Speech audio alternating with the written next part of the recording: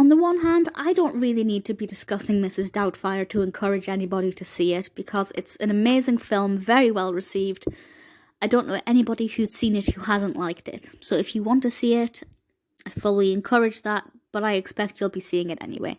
However, I love Robin Williams. He's one of my favourite people ever, and I will take any opportunity to talk about his films.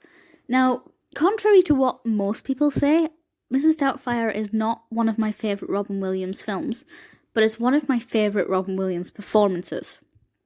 And I will expand on that in a little bit. So this was released in 1993, directed by Chris Columbus, with a screenplay by Randi Mayem Singer, based upon the story Alias, Madame Doubtfire by Anne Fine. And this stars, among others, Robin Williams, Sally Field, Pierce Brosnan, and Mara Wilson.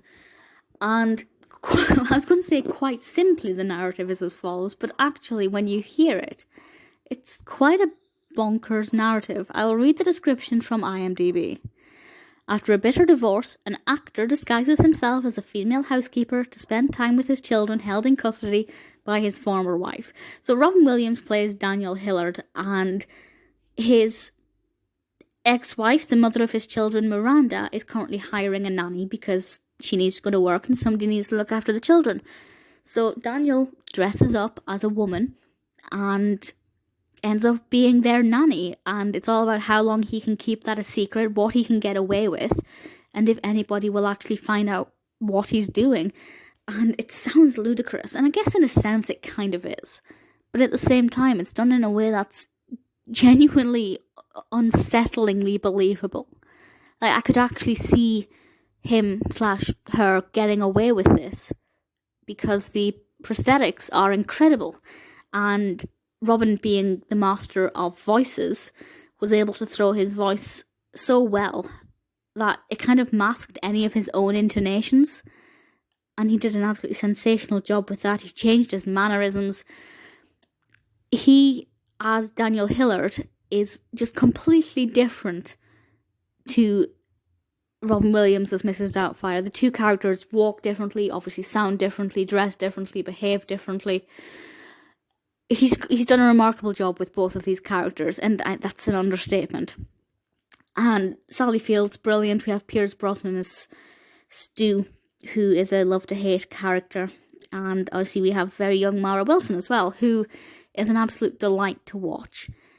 Also Martin Mull is in this, who I love, but not for too long.